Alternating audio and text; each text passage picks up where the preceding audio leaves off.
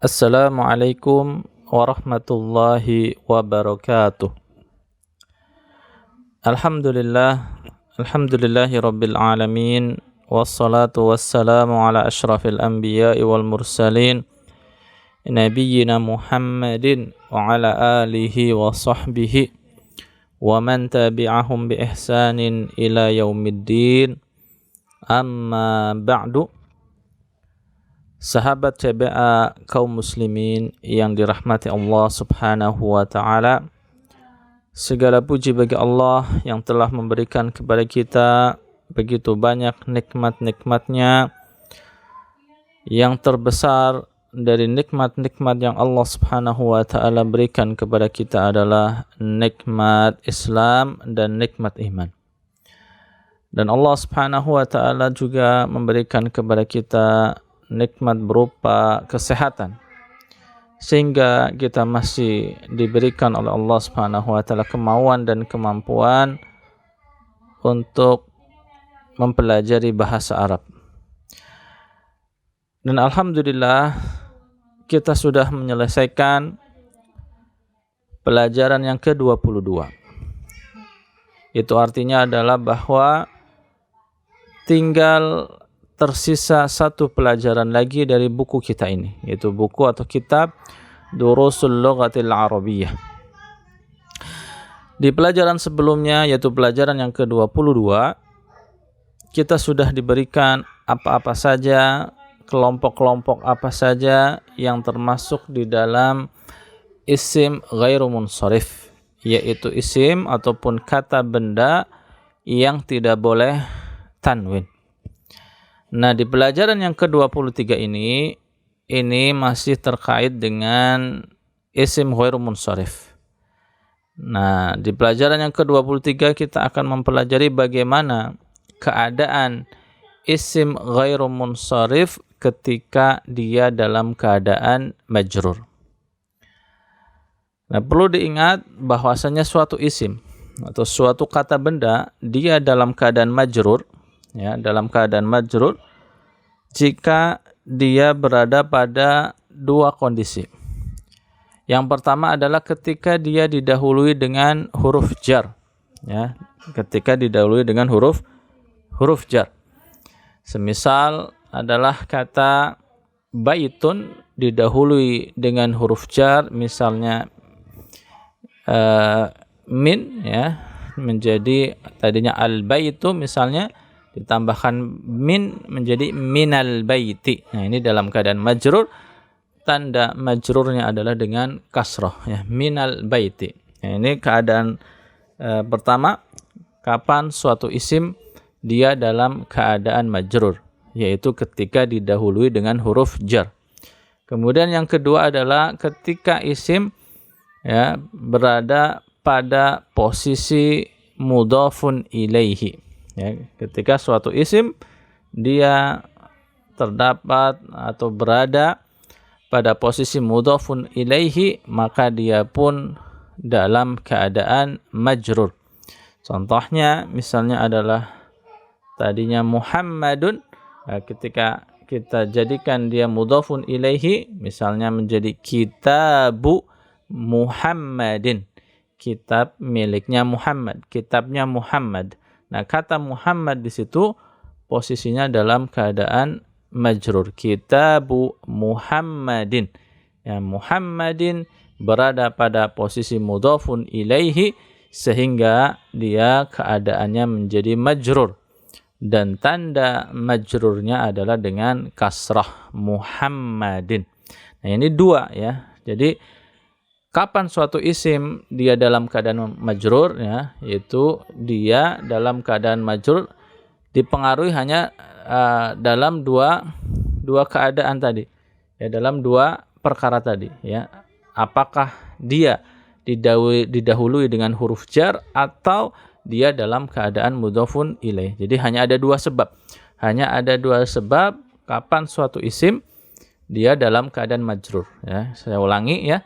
Suatu isim dalam keadaan majrur jika yang pertama dia didahului dengan huruf jar, yang kedua posisinya berada pada posisi mudhafun ilaih. didahului dengan huruf jar, yang kedua adalah mudhafun ilaih. Ini dua posisi kapan suatu isim dia dalam keadaan majrur. Nah, di pelajaran yang ke-23 ini akan dibahas tentang isim ghairu munsharif ketika dalam keadaan majrur. Ini berbeda dengan isim-isim yang sebelumnya yang pada umumnya yang sudah kita pelajari, bahwa suatu isim ketika dia dalam keadaan majrur maka dia berharokat kasrah. Nah, tapi khusus untuk isim ghairu munsharif, ya, sekali lagi khusus untuk isim ghairu munsharif ketika dia dalam keadaan majrur, tanda majrurnya itu bukan dengan kasrah lagi, tetapi dengan fathah. Nah, dengan fathah. Contoh misalnya misalnya isim ghairu munsharif, ya. Kita katakan misalnya makkatu, ya. Kemarin ada di pelajaran yang ke-22, ya, di kelompok yang pertama, kelompok isim-isim ghairu munsharif, ada makkatu, ya, kota Mekah. Makkatu. Nah, ketika dia dalam keadaan majrur, ya, isim ghairu munsharif dalam keadaan majrur tadi, ya, maka dia tanda majrurnya dengan fathah bukan dengan kasrah, ya. Contoh kata makkatu ketika didahului dengan huruf jar misalnya, yaitu kata ila, ya, ke Mekah, ya, maka menjadi ila makkata, ya, ila makkata. Ya, makkata di situ, ya, itu keadaannya adalah majrur, tetapi tanda majrurnya di situ dengan fathah bukan dengan kasrah. Kenapa dengan fathah? Karena Makkah, ya, Makkah itu adalah isim ghairu munsharif. Sehingga karena dia isim ghairu munsharif, maka tanda majrurnya dengan fathah. Ya, contoh lagi misalnya yang dalam keadaan mudhafun ilaih, ya, tadi kan majrurnya suatu isim jika ada dua sebab. Yang pertama didahului dengan huruf jar, yang kedua mudhafun ilaih. Nah, kita coba yang mudhafun ilaih, ya. Contohnya misalnya kita katakan bukunya Maryam, ya, bukunya Maryam, ya. Kalau kita kasih contoh yang biasa dulu, bukunya Muhammad. Nah, kalau bukunya Muhammad kan kita katakan kitabu Muhammadin, ya, kitabu Muhammadin. Muhammadin dia majrur, tanda majrurnya dengan kasrah. Nah, tapi kalau kitabnya Maryam menjadi kitabu Maryama, ya, kitabu Maryama, ya, bukan kitabu Maryamin, bukan, tapi kitabu Maryama, ya. Maryama di situ, ya, dia mudhafun ilaih, ya, dia dalam keadaan majrur. Nah, tanda majrurnya adalah dengan fathah. Kenapa dengan fathah? Karena kata Maryamu ini adalah isim ghairu munsharif, nama wanita, ya, nama wanita kan dia isim ghairu munsharif, ya. Jadi ini, ya, isim ghairu munsharif tanda majrurnya adalah dengan fathah, ya. Contoh lagi misalnya dari masjid-masjid, atau misalnya kita di dalam hadis-hadis sering kita mendengar an Aisyata, ya, an Aisyata, dari Aisyah. Nah, an itu termasuk huruf jar, ya. Jadi kalau an ditambahkan Muhammad menjadi an Muhammadin. Nah, karena Aisyah ini nama wanita isim ghairu munsharif, nah dia majrurnya dengan fathah, an Aisyata, dari Aisyah, ya, atau an Ibrahim, ya, dari Ibrahim. Kitabu Ibrahim, kitab miliknya Ibrahim, ya. Jadi ini hukum ataupun kaidah bahasa Arab yang nanti kita akan pelajari di pelajaran yang ke-23.